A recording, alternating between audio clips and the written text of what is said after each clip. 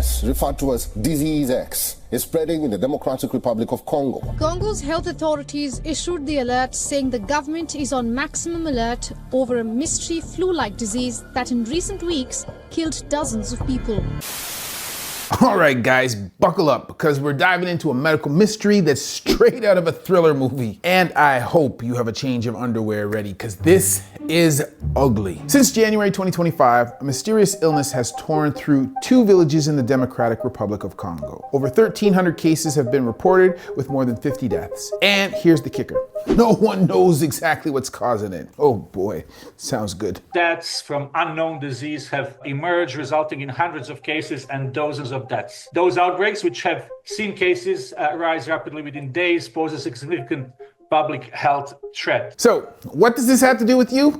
Stick around and find out, bucko. So here's what we do know. It all started with 3 kids who got sick and died after eating a bat carcass. Yeah, you heard that right, a bat. And from there, things spiraled. So far, only one clue promises answers: the link to a bat. Viruses in bats are known to cause a number of diseases in humans. People started showing symptoms like fever, vomiting, and internal bleeding. Classic signs of something called hemorrhagic fever. But here's the scary part. Once symptoms start, death can happen in as little as 24 to 48 hours. That's 2 days. It's fast, it's deadly, and it's got everyone on edge. One of the biggest concerns with the illness was how quickly some people died. Now, here's where it gets even weirder. Tests have ruled out the usual suspects: Ebola, Marburg, and you name it. So, what is this thing?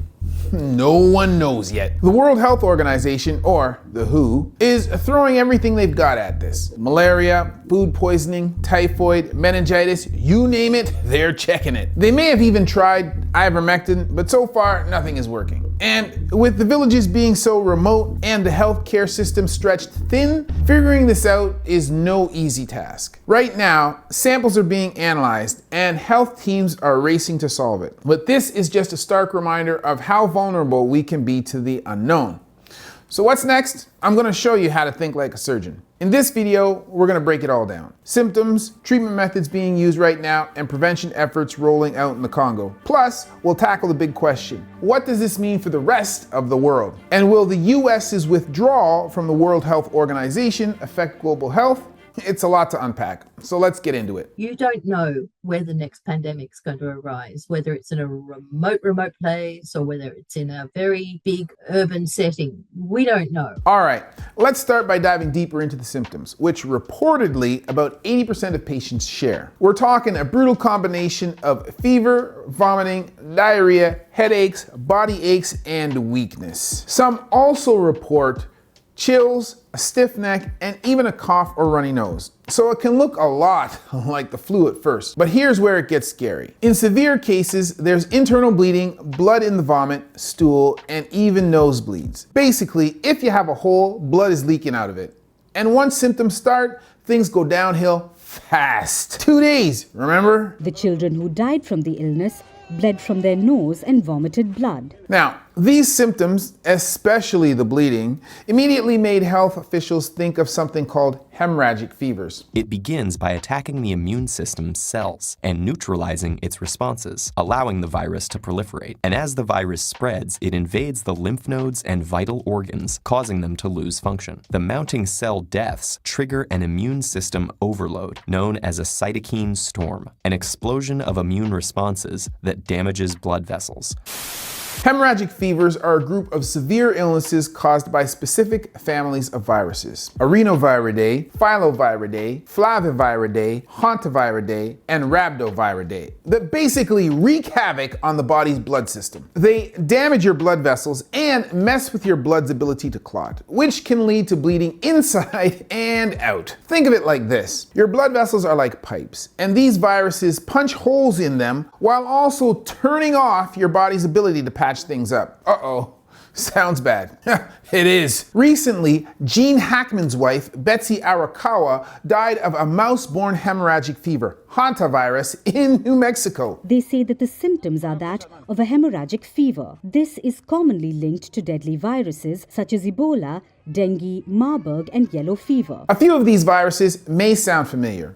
These viruses are nasty, and they're known for causing symptoms like fever, fatigue, muscle aches, and of course, bleeding. In severe cases, hemorrhagic fevers can lead to bleeding under the skin, from body openings, or even inside of your organs. Patients might go into shock, have seizures, or experience kidney failure. In the worst cases, it can cause nervous system failure, coma, or death. It's not the first time the epidemic is reported in the area. In 2017, the disease reportedly claimed the lives of 8 people. But here's the twist.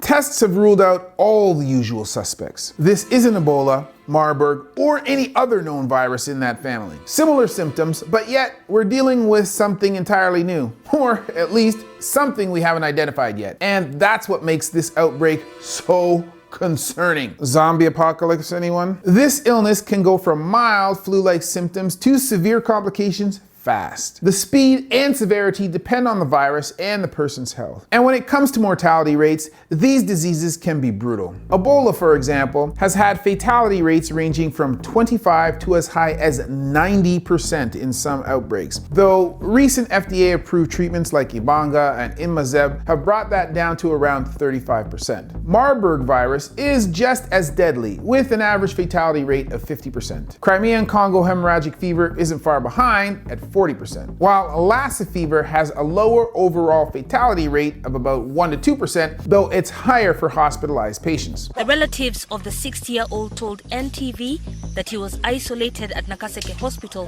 for 3 days. So, how do you treat something like this?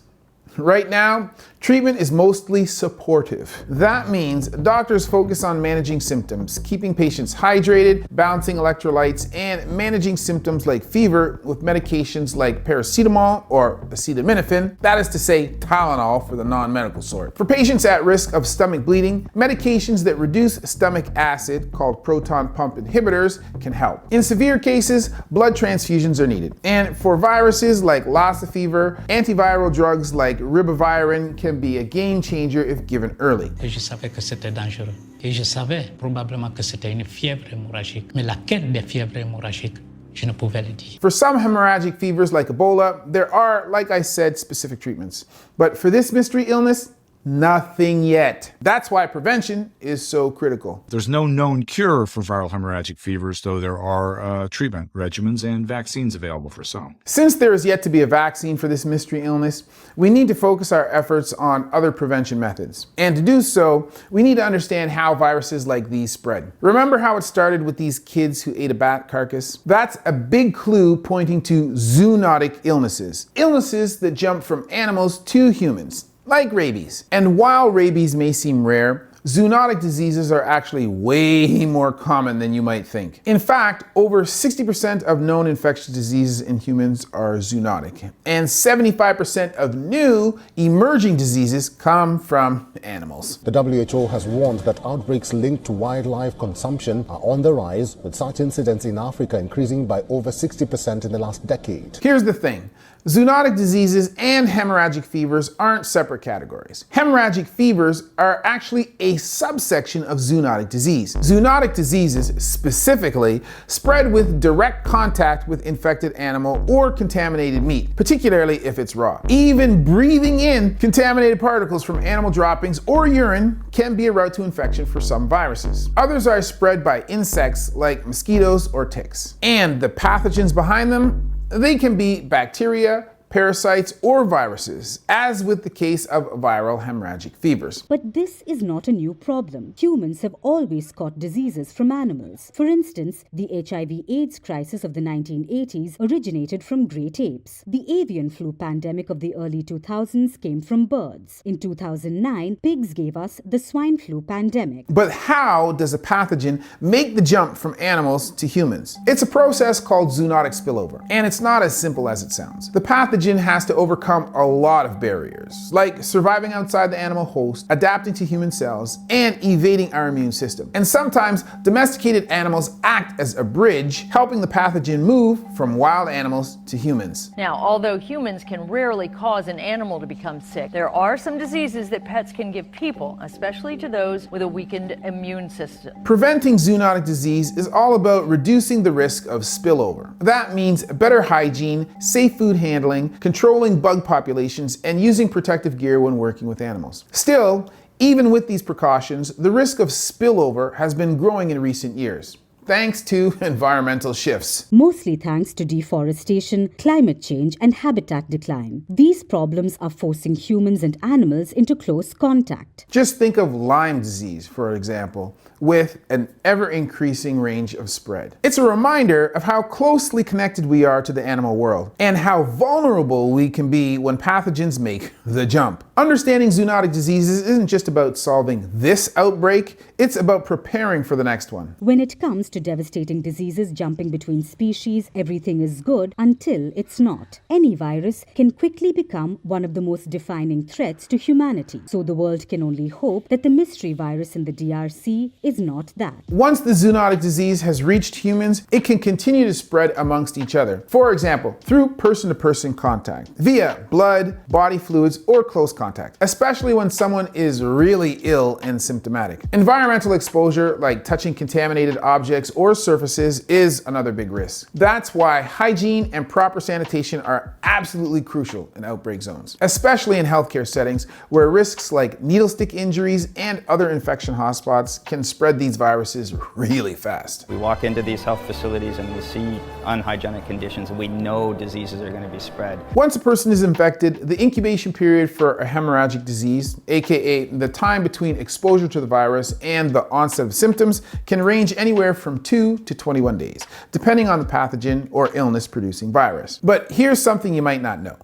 Even after recovery, the virus can stick around. In some cases, recovered male patients have transmitted Ebola through sexual contact months later. So just because you're symptom-free doesn't mean transmission is not possible. Even unsafe burial practices can potentially spread those viruses. And for some hemorrhagic fevers like dengue, recovering from one strain gives you lifelong immunity, but only to that specific strain. So you could still get sick from another strain later. This is much the same with the flu vaccine or COVID vaccine, which only give you protection against a particular strain of these viruses, but not against all of them. So who's at risk for this mystery illness? Since these type of diseases don't discriminate, anyone, any age can get infected if they're exposed. Though the most vulnerable are people in tick-filled rural areas, miners working in the area, obviously anyone around infected animals or their products, and maybe not as obvious but makes total sense, healthcare workers, and lab personnel. WHO's team entered the house of the woman who had died 2 days earlier in order to examine and swab her body for further tests. The next big challenge is to find and observe every single person that has been in close contact with the woman over a period of 21 days. Contact tracing is a key element in stopping the chain of transmission. Aside from individual prevention efforts like avoiding exposure to animals and bugs, using protective gear, insect repellent, and nets, and practicing good hygiene, healthcare settings play a critical role. Quarantining, proper PPE, double gloves, gowns, masks, and eye protection, and strict infection control are essential. Healthcare workers also need to reach out to affected families to ensure they're taking protective measures. And in communities, safe burial practices and public education are key to stopping the spread.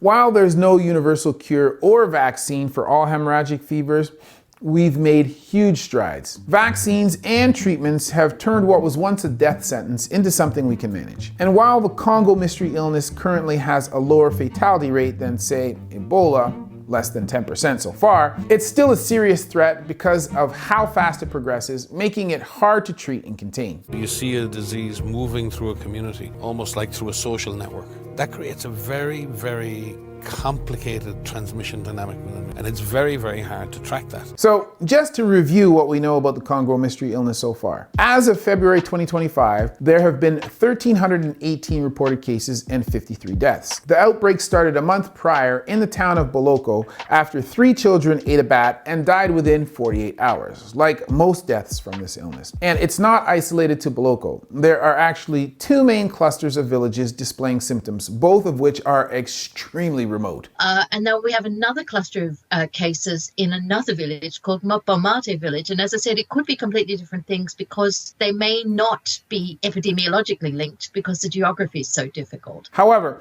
because of the similarities in symptomatology, health experts are treating this as the same thing. for now. But regardless of what's causing the outbreaks in these places, it's important to remember the context. The Panzi region of Congo province, where deaths have been reported, is already a vulnerable region at risk of typhoid, malnutrition, and seasonal flu. Currently, investigations are ongoing, with samples sent to the National Institute for Biomedical Research in Kinshasa. Authorities are investigating various possibilities for the cause, including malaria, which was found to be responsible for another disease outbreak in Congo late last year. And in fact, when given rapid testing for malaria, 50% of these cases come back positive. So it could be, say, winter viruses on top of malaria, which can kill people very quickly, especially if they're not getting enough to eat and they're not in great condition. The World Health Organization has reported a range of differential diagnoses, meaning they've got several hypotheses about potential causes, but nothing definitive yet. So, in addition to viral hemorrhagic fever,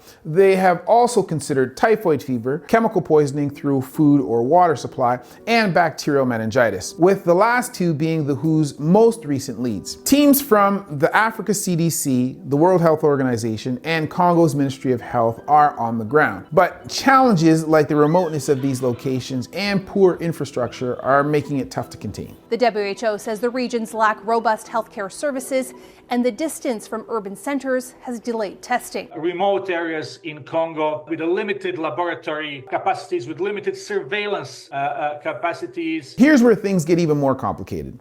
The Congo mystery illness isn't just a medical challenge, it's a logistical one. And that's where organizations like the World Health Organization come into play. In this particular case, they are coordinating with Congo's health authorities, assessing whether this outbreak is a global health emergency and mobilizing necessary resources. The World Health Organization is the backbone of global disease surveillance, gathering, verifying, and analyzing disease intelligence worldwide. They provide technical guidance, build national capacities for disease management, and are crucial for tracking and responding to outbreaks like this one. Their Global Outbreak Alert and Response Network, or GORN, serves as the operational arm for responding to international outbreaks. GORN offers you a platform to share your knowledge and mentor future generations of responders in the network. As a partner, you will remain updated on the latest outbreaks worldwide and can contribute to the global understanding of disease trends. GORN also facilitates research during outbreaks to improve evidence-based response. The World Health Organization also provides a legal framework for global disease control through the International Health Regulations, or IHR, of 2005, which require member states to develop surveillance, response capacities, and report potential emergencies. They also maintain a list of priority diseases for research, including known threats like Ebola and Marburg, as well as Disease X, a placeholder for unknown pathogens that could cause serious epidemics. So you have to have a strategy to deal with it. This is why WHO has invited hundreds of scientists to work with us to try to identify which ones have the pandemic potential. When it comes to rapid response, the World Health Organization can quickly assemble international teams to identify and characterize new pathogens, and even foster collaboration across human, animal, and environmental health sectors. They also contribute to early warning systems like the Global Early Warning System for Major Animal Diseases, or GLUES, to detect and respond to zoonotic threats. All of these efforts aim to enhance global health security and prevent outbreaks from spiraling out of control. Our job is to be alert at all times, absolutely everywhere. But here's the question. How effective can the World Health Organization be when one of its largest contributors, the United States, under the Trump administration, has stepped back? What does this mean for North America? Well, the US is still technically involved in global health initiatives such as this one. They remain informed about the outbreak through several channels, including direct communication with Congo's Ministry of Health. They've also trained hundreds of field epidemiologists in Congo to help detect and control diseases. We are training not only for today but also for tomorrow so that we can have what is called sustainable epidemic control. And regardless of their involvement, the WHO's work still benefits the US, helping them stay informed about potential threats. The WHO's international health regulations provide a standardized approach to disease control, which aligns with US interests in global health security. So they're still reaping major benefits, even though they've pulled out. It just made it harder for the US to participate directly in the investigation. Add to that a freeze on foreign aid funding and cutbacks to agencies like the CDC and USAID, and you've got a recipe for limited real-time information and reduced on-the-ground presence. With reduced participation, the US is missing out on opportunities to lead and collaborate in the global response. And this results in missing out on opportunities to gather information that might eventually help Americans. One of the biggest challenges we face as epidemiologists is timely access to the right information. Even though the US still plays a role in global health, stepping back from the WHO creates long-term challenges. The WHO's global disease surveillance networks, critical for tracking outbreaks like the Congo mystery illness, lose a key player. This could weaken their ability to detect and respond to emerging threats quickly. It's important to keep an eye out, to monitor which viruses and bacteria are circulating in their populations, in their country. That's critical. Without US involvement, the World Health Organization also loses a major voice in shaping global health policies. That could mean other countries like China stepping in to fill the gap, potentially shifting priorities in ways that don't align with US interests. And let's not forget about scientific collaboration. American researchers and public health experts may have fewer opportunities to work with international teams, slowing down progress on critical issues. Collaboration and coordination is important. Collaboration helps us achieve our goal of getting vaccines, diagnostics, and therapeutics to be prepared. A data gap can obviously impact less developed countries, but it can also directly impact the United States. The World Health Organization maintains a massive database of changing influenza strains, which helps countries develop effective flu vaccines. With reduced access, the US could face challenges in vaccine development, potentially leading to more flu-related deaths. On a broader scale, the withdrawal could damage the US's reputation as a global health leader, making it harder to build trust and cooperation in future crises. Let's say we have 325. They had 1.4 billion. They were paying 39 million. We were paying 500 million. It seemed a little unfair to me. He's talking about China, whose population drastically trumps, no pun intended, the United States. Let's say China. China. China. China. China. China. China. China. China. China. China.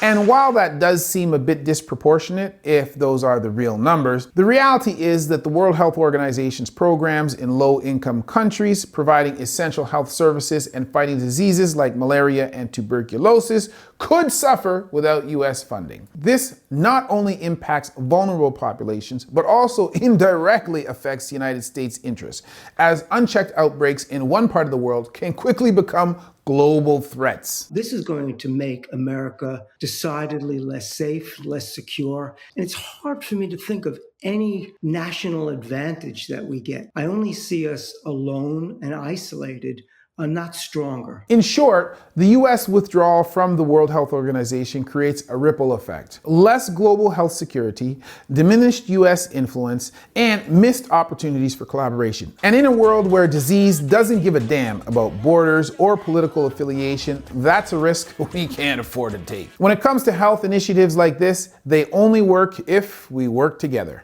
And that's the point. Now, it's important to note that the WHO isn't the only source of information about global infectious diseases. There are plenty of other ways to track outbreaks, like scientific journals, national health agencies, and open source intelligent systems, with insight either complementing or sometimes even preceding official WHO reports. For example, the CDC's Emerging Infectious Diseases Journal and platforms like ProMed Mail provide early warnings and detailed research on global health threats. But here's the thing.